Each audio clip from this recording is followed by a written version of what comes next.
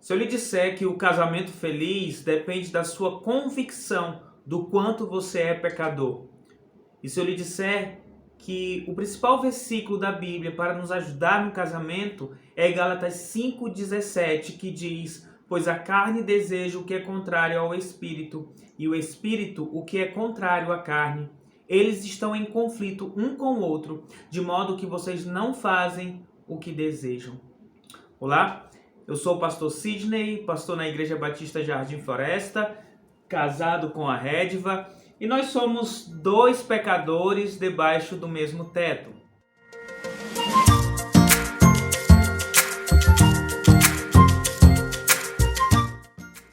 O casamento, ele é algo que foi instituído por Deus. Ele faz parte do plano de Deus para a humanidade.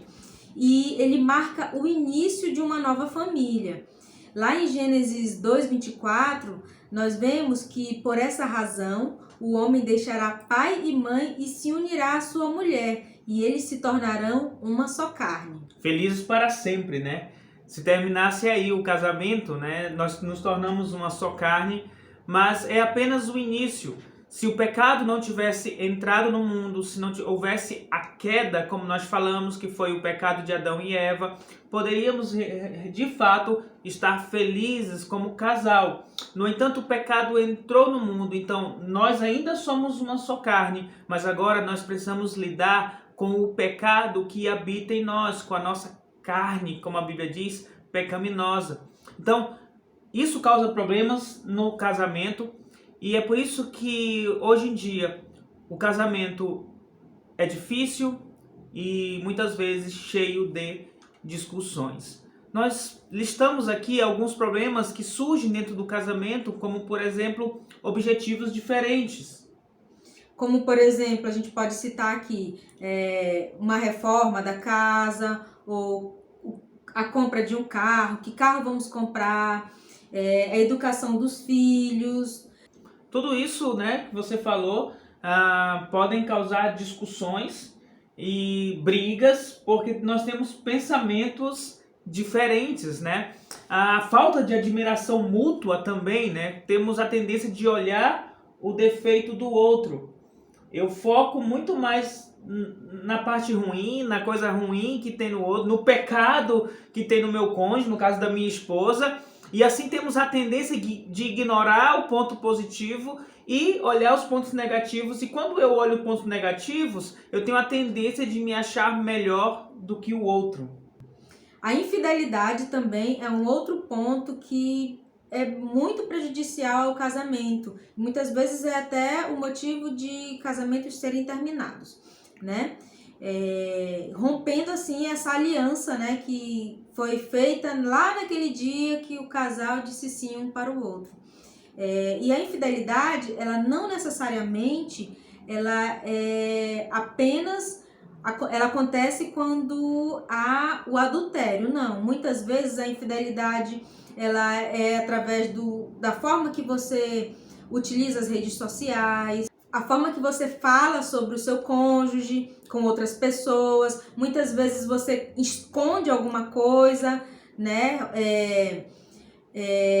Contraria alguma coisa que foi combinado pelo casal e você não é fiel àquele combinado, àquele compromisso. Então, muitas vezes pequenas coisas do dia a dia podem revelar uma infidelidade.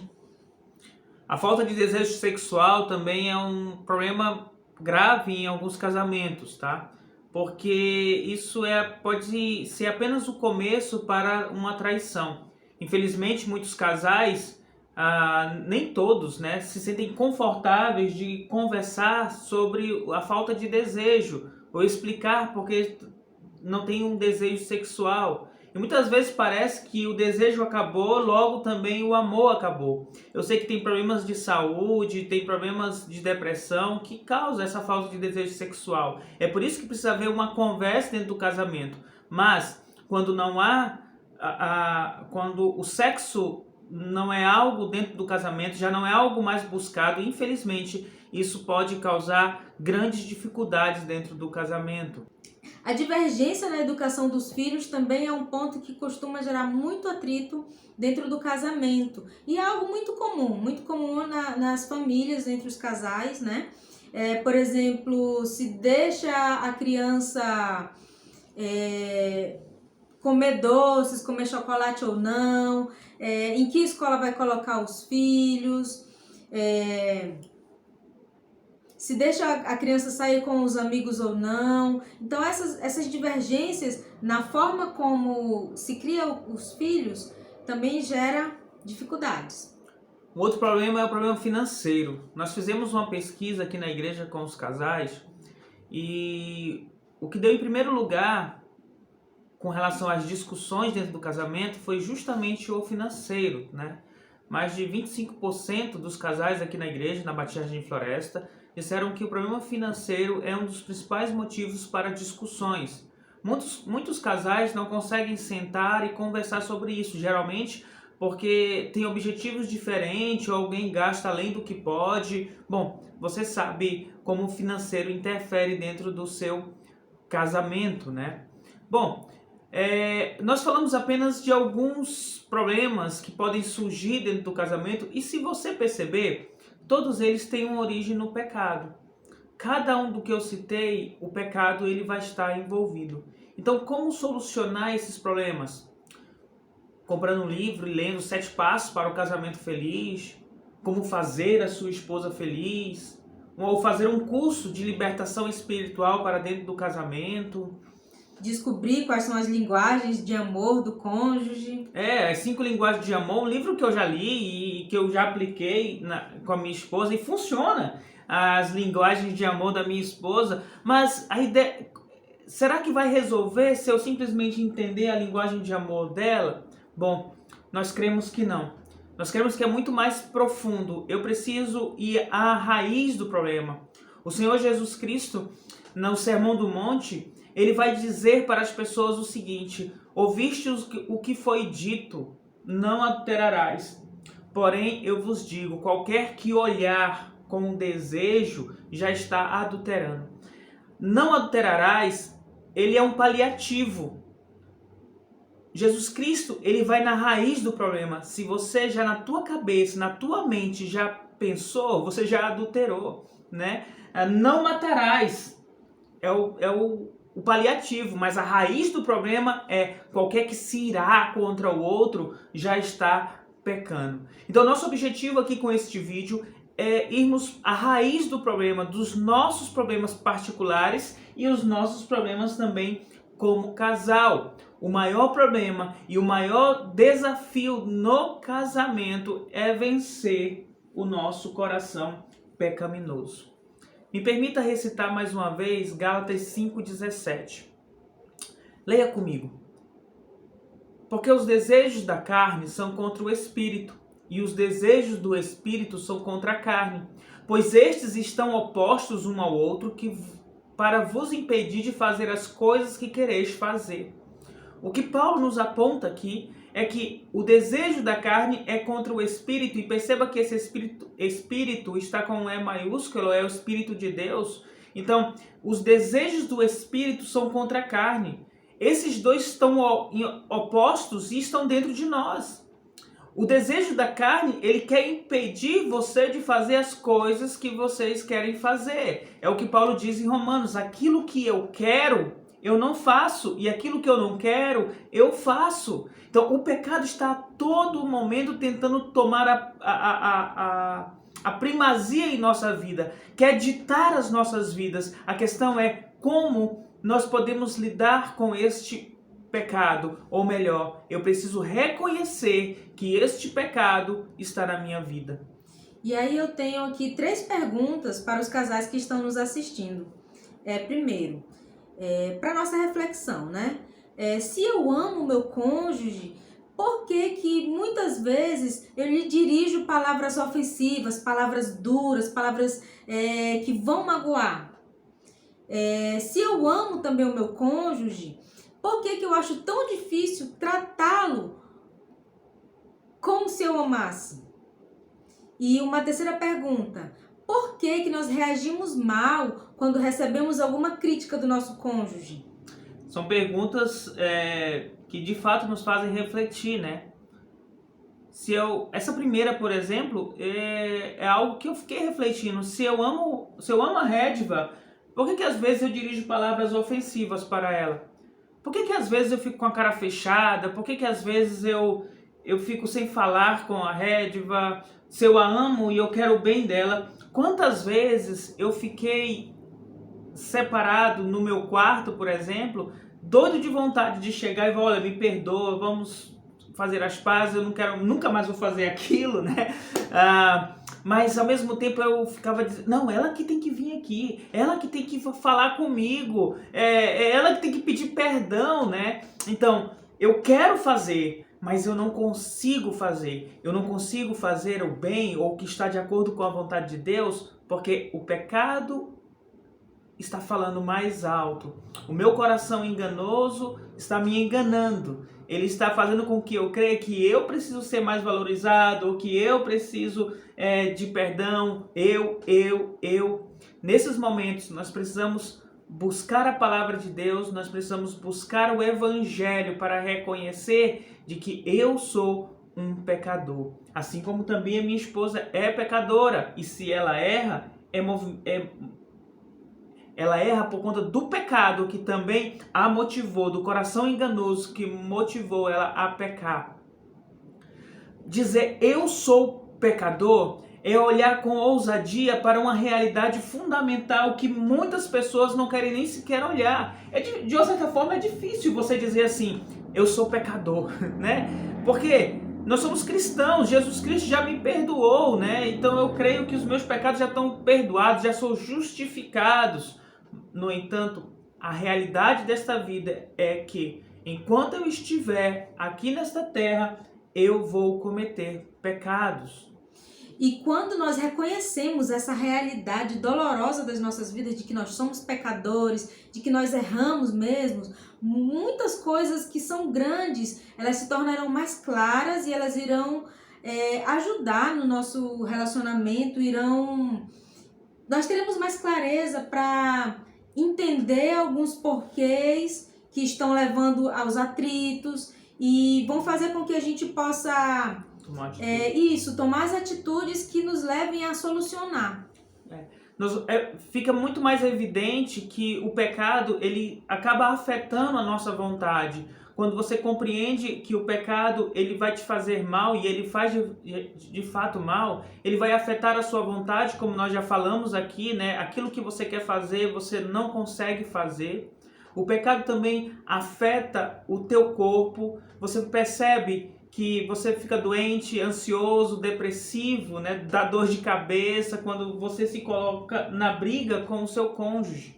O pecado também afeta a comunhão do casal, porque quando você está em pecado, você está com a sua comunhão com Deus comprometido. Então, se você não consegue ter comunhão nem com Deus, que é o teu Criador, que te ama com um amor maior do que tudo, então dificilmente você vai conseguir ter uma comunhão plena com o seu esposo. Até porque se você está entregue ao pecado, você vai estar alimentando coisas que vão desagradar, que vão gerar conflitos, e isso vai afetar naturalmente a comunhão.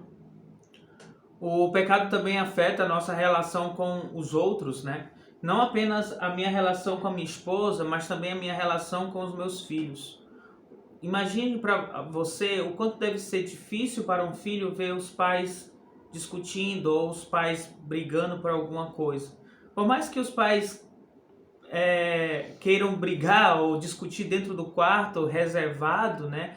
Mas eles sentem que alguma coisa não está bem. A família sente que algo não está bem, então afeta também o relacionamento com as outras pessoas, né? Afeta a nossa comunhão para com Deus, como a Rédiva falou. Nós não conseguimos como casal ler a Bíblia, orar, o culto familiar se torna comprometido. Imagina você se o pecado está dentro de você e você dá razão para o pecado, para a raiva, para o rancor, para a falta de perdão. Você não vai querer se encontrar com Deus na leitura da Bíblia, a oração, você não vai ter desejo. Por quê? Porque é luz, Deus é luz, a Bíblia é luz, a oração é luz. Se você está nas trevas, você não quer ver a luz. É mais ou menos nesse sentido, tá bom? Então, o pecado, ele traz as trevas para dentro de nossas vidas, para dentro do nosso casamento, para dentro do nosso lar, rouba a nossa alegria. Sim, rouba a nossa alegria, porque quando a gente está em pecado, o pecado ele vai fazer com que o casal tenha atrito, vai fazer com que a família tenha atritos, e os atritos, não tem como a gente ficar feliz, a gente estar alegre, estar desfrutando do relacionamento, da companhia um do outro, se a gente está debaixo de atritos, de confusões, de brigas. Aí você pode me dizer, eita pastor, mas o pecado realmente é ruim, né? Sim, ele é ruim. E você pode até me perguntar, então, como é que a gente pode vencer o pecado? Simples, reconhecendo que você é um pecador, que você tem o potencial para pecar. Esse é o primeiro passo para que você entre nessa caminhada de vencer o pecado. John MacArthur, pastor, né, escritor também, ele tem uma citação que eu gostaria de ler agora para você. Ele diz assim: os crentes estão deixando de ver o pecado como a raiz de todas as suas aflições humanas. E muitos deles negam explicitamente que o seu pecado pode ser a causa do sofrimento. O número cada vez maior de crentes tenta explicar o dilema humano em termos totalmente antibíblicos. Temperamento, vícios, famílias disfuncionais, a criança interior, codependência e uma multidão de mecanismos de escapes promovidos pela psicologia secular. O impacto disso é devastador. Remova a realidade do pecado e você exclui a possibilidade de arrependimento. Anule a doutrina da depravação humana e você invalida o plano de salvação. Apague a noção da culpa pessoal e você elimina a necessidade de um Salvador. É perfeito para aquilo que nós estamos falando, esta citação do pastor. Infelizmente, muitos cristãos e muitos casais deixam de ver o pecado como a raiz do mal. Por que nós estamos discutindo? Por que nós estamos brigando? Por que nós não conseguimos conversar? Por causa do pecado que habita nela, primeiro que habita em mim. Então, não adianta você querer jogar a culpa para o temperamento, porque foi criado assim, como o pastor John MacArthur disse, a criança interior, né? Queremos criar mecanismos de escape para não tratarmos o mal no meio de nós como deve ser tratado, como o pecado. E não tem essa de dizer fortaleza, eu tenho fortaleza na minha vida. Não, você tem pecado e você precisa tratar este pecado na sua vida. É como o pastor disse, remova a realidade do pecado e você exclui a possibilidade de arrependimento. Como você vai se arrepender se você não reconhece o seu pecado? Como você vai perceber a necessidade de um Salvador se você não ver em você a culpa pessoal pelo seu pecado? Então é importante nós refletirmos o quanto nós somos pecadores, porque o reconhecimento do pecado me faz automaticamente precisar do Salvador, buscar o Senhor Jesus Cristo. Então, quando eu reconheço o pecado, eu busco o Senhor Jesus Cristo. E se eu busco o Senhor Jesus Cristo, eu busco a palavra de Deus. Se eu busco a palavra de Deus, eu busco a vontade de Deus. Eu vou buscar uma vida de santidade. Então, é eu e a minha esposa reconhecendo que somos pecadores, reconhecendo a necessidade de Cristo, nos aproximando de Cristo, nos aproximando da palavra de Deus, nos aproximando de uma vida em santidade. E tudo isso só faz com que o casamento venha a ganhar, que o seu relacionamento venha a ser beneficiado. Porque se eu estou buscando a Deus, se eu estou nessa busca pela santidade, com certeza isso vai refletir no meu casamento, no meu relacionamento. Com certeza eu vou matar o egoísmo dentro de mim, vou olhar para o meu esposo, para o meu cônjuge de uma maneira mais correta, de modo que venha agradar a Deus, que venha promover a harmonia no nosso casamento. Eu desconheço um casal que teme ao Senhor, que ama a palavra de Deus, vive uma vida de oração, que vive com brigas e discussões. Na verdade, os casais que eu conheço, que têm uma vida, um culto no lar, que ama a palavra de Deus, que tem vida de oração, eles têm problemas no seu casamento, mas eles conseguem resolver muito mais rápido, de uma forma muito mais simples. eles não veem a necessidade de vir buscar o pastor para aconselhamento. Por quê? Porque eles conseguem já lidar com o próprio pecado no seu coração. Porque a palavra de Deus está constantemente na vida deles e eles são alertados a respeito da vontade de Deus para dentro do casamento. Então, quando vem o desejo pecaminoso, por exemplo, a ira, vou irar contra minha esposa, eu consigo controlar, eu consigo trabalhar de uma forma que o pecado não mais me domine. E eu consigo orar, pedir paciência, pedir calma para Deus e conversar com a minha esposa para poder solucionar a crise, para solucionar o problema. E mesmo que você não consiga evitar o pecado, mas o fato de você reconhecer que é pecador também vai auxiliar você, mesmo depois que você cometeu o pecado.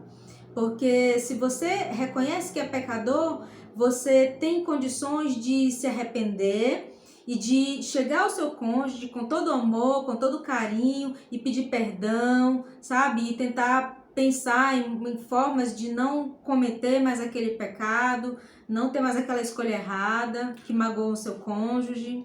O princípio, eu creio que você já entendeu, é olharmos para nós e percebermos que somos pecadores. Esse é o princípio básico, tá? É a raiz do problema. Se eu percebo que sou um pecador, eu vou me policiar para não pecar. E se eu ainda pecar, eu posso pedir perdão. E se eu ofendi outra pessoa, eu posso ir a esta outra pessoa e pedir perdão, no caso, a minha esposa, né? Bom, o pecado com relação ao casamento traz, dentro do casamento, ele apenas vai revelar para nós a nossa necessidade de um Salvador. As boas novas do casamento, eles residem no fato de que não apenas revela os nossos corações pecaminosos. Então, dentro do casamento, eu posso me revelar muito pecador. Eu posso, dentro do casamento que eu acabo sendo quem eu sou de fato, e a minha ira, o meu descontrole, o meu coração enganoso pode vir à tona. Mas também, dentro do casamento, pode se revelar o evangelho do perdão, das boas novas, da salvação. O apóstolo Paulo, em 1 Timóteo, o capítulo 1, ele vai dizer para Timóteo: eu sou o pior dos pecadores. Nós precisamos começar daí. Se eu começo olhando para mim, me considerando o pior pecador, eu também vou ver a minha grande necessidade de buscar auxílio, de buscar ajuda no meu Salvador. Eu também devo me conscientizar de que o meu cônjuge e as circunstâncias do casamento não servem para justificar o meu pecado, mas sim revelar o meu pecado. Um exemplo, a minha esposa, ela fala alguma coisa que eu não gosto. Eu posso ficar com raiva, eu posso ficar irado, eu posso tratá-la mal, e eu posso dizer assim: a culpa é dela, porque foi ela que provocou isso em mim. Na verdade, o que aconteceu apenas está revelando o meu pecado. Então, ao invés de eu agir de uma forma grosseira com ela, reconhecendo o meu pecado, eu vou respirar, vou buscar auxílio de Deus, vou orar e depois eu posso conversar com ela. Então, quando eu percebo tanto que eu sou pecador, eu também vou perceber que podem sair da minha boca palavras bem grosseiras, palavras que podem magoar. E também é importante a gente procurar resistir à tentação de ficar chateado, ficar magoado com o cônjuge, quando ele expõe para nós alguma das fraquezas e pecados que nós temos. Nós precisamos reconhecer, aceitar com calma, com humildade e tentar achar junto com o cônjuge de alguma forma para vencer esse atrito, as dificuldades. A tentação, ela sempre vai vir, tá? Você é casado ou não, mas nós estamos falando a respeito de estar casado. A tentação de... Eu estou falando nem de questão de infidelidade, adultério. Estou falando na questão de ser ríspido, de falar palavras grosseiras, de fechar a cara, fechar a porta na cara do cônjuge. Estou falando sobre essas questões do nosso dia a dia como casal, né? isso vai expor a nossa fraqueza e a fraqueza dela, e é a oportunidade de não apenas pedir perdão, mas também perdoar. Bom, eu também devo me conscientizar de que o meu casamento ele precisa de mudanças, tá? Quando nós percebemos o pecado, se nós percebemos que estamos discutindo muito, que estamos infelizes no casamento, está na hora de mudar. E a mudança começa comigo.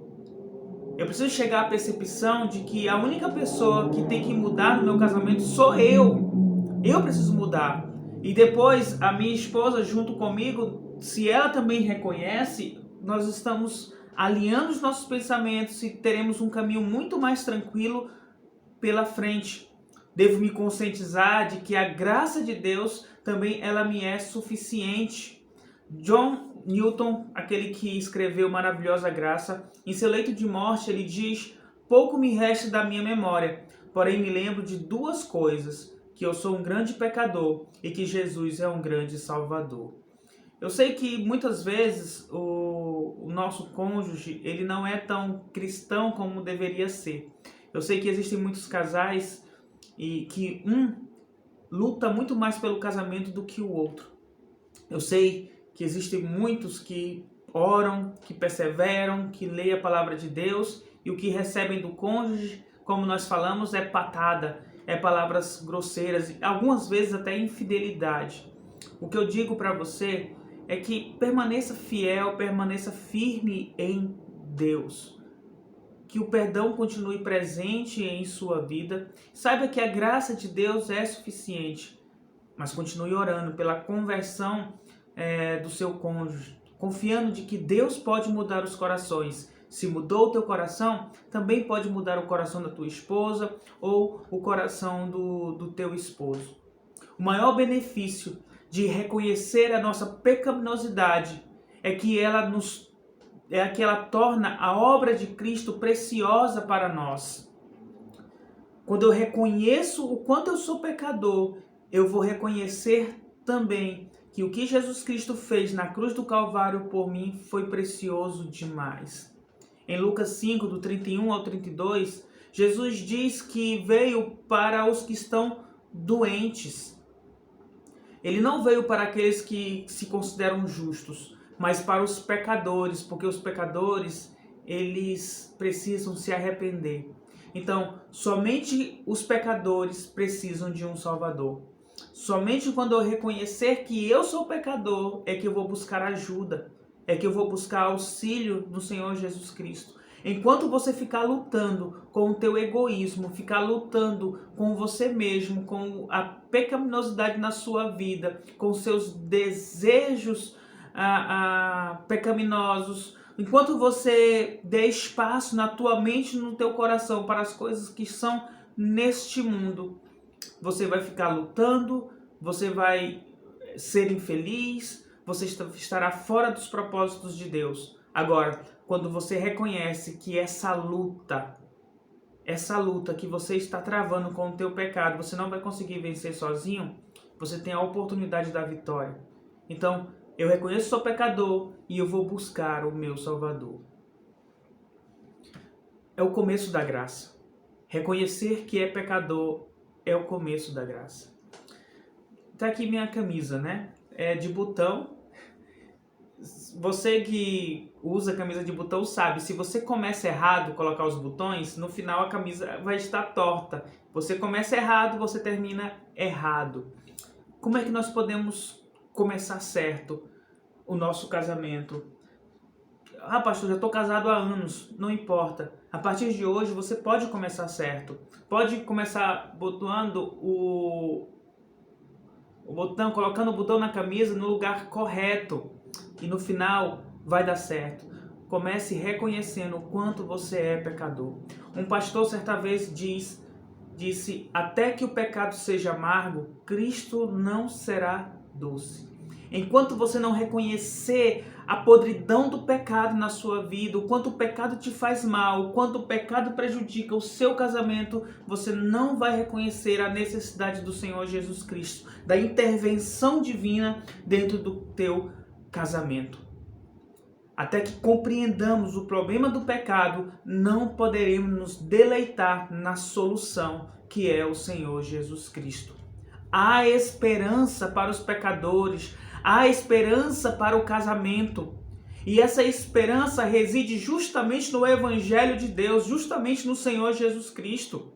Parte de aprender sobre a graça do Evangelho é aplicá-la dentro do nosso casamento. O Evangelho diz que os teus pecados estão perdoados, mas também diz que precisamos estar sempre em arrependimento, buscando ao Senhor Jesus Cristo. O Evangelho nos assegura que eu tenho um Espírito Santo dentro de mim, a minha esposa tem um Espírito Santo dentro dela. Por que nós nos discutimos? Por que nós brigamos? Porque o fruto do Espírito não está sendo aplicado em nossas vidas. O amor, o domínio próprio, a paciência, a bondade, a benignidade, a longanimidade, tudo isso faz parte de nossa vida, porque nós somos cristãos, nós temos o Espírito Santo dentro de nós. Se nós não estamos aplicando isso em nossas vidas, nós estamos falhando. Se estamos discutindo, se estamos brigando, se estamos tratando um ao outro com palavras duras, palavras que magoam, simplesmente é porque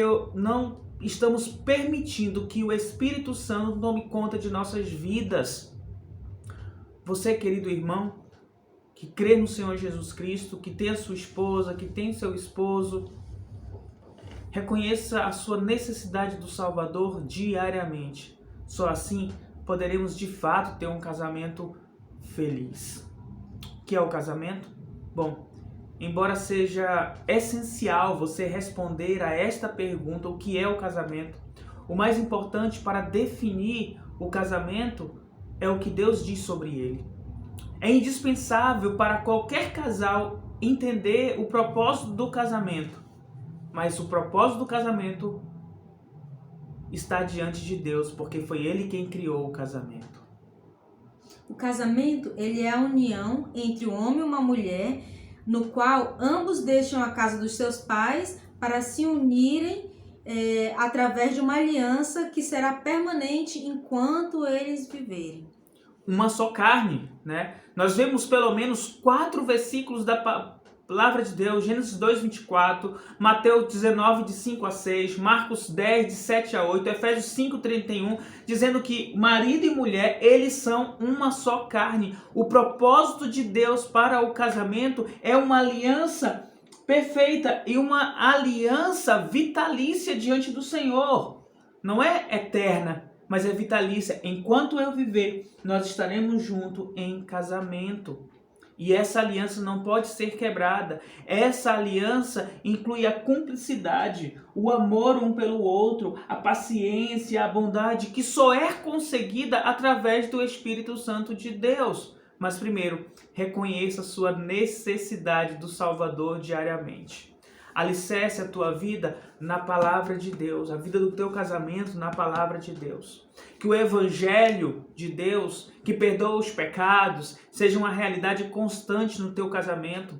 Que o foco do teu casamento seja tudo o que você for fazer para a glória de Deus. E não tem como você glorificar a Deus discutindo, brigando.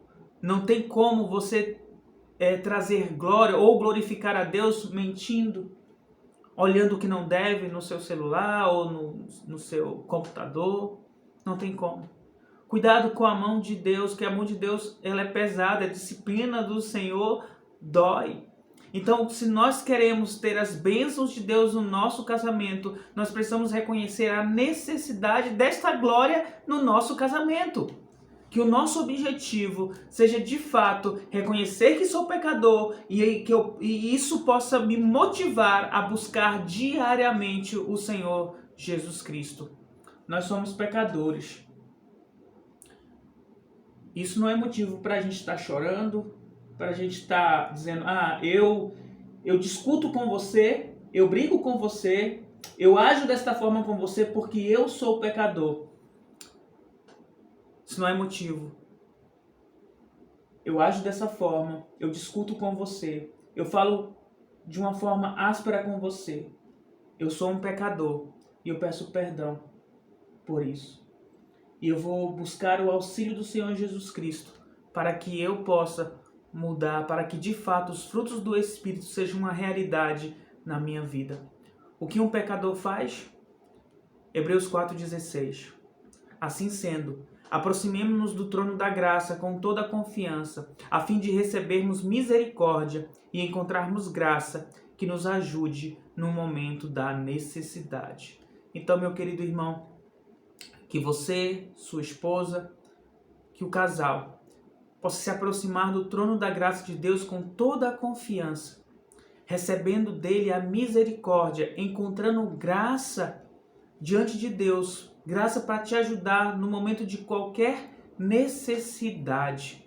Nós falamos no começo que o casamento é cheio de problemas, de dificuldades, e de fato é uma realidade. Mas se nós formos na raiz do problema, que é reconhecer que eu sou o pecador, tenha certeza que você terá um casamento muito mais feliz. Não digo um casamento perfeito, porque isso você não vai conseguir, mas um casamento feliz sim, porque vai ser um casamento que busca a palavra e a verdade de Deus. O grande desafio e a grande bênção do casamento reside no fato de que esse casamento nos dá a oportunidade para crescer, aprender a amar o nosso cônjuge com a mesma intensidade que nós amamos a nós mesmos. Encare o seu casamento como uma oportunidade dada por Deus para que você possa amadurecer, para que você possa se tornar cada vez mais a semelhança do Senhor Jesus Cristo. E eu concluo citando uma frase de G. Thomas que diz: se quiser ser livre para servir a Jesus, fique solteiro.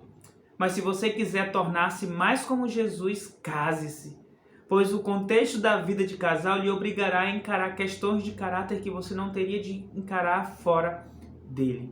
Então vamos encarar estas questões de caráter com ousadia, mas vamos encarar com o auxílio do Espírito Santo de Deus. Que Deus te abençoe. Muito obrigado pela paciência que você nos ouviu até agora. Agradeço também a minha esposa.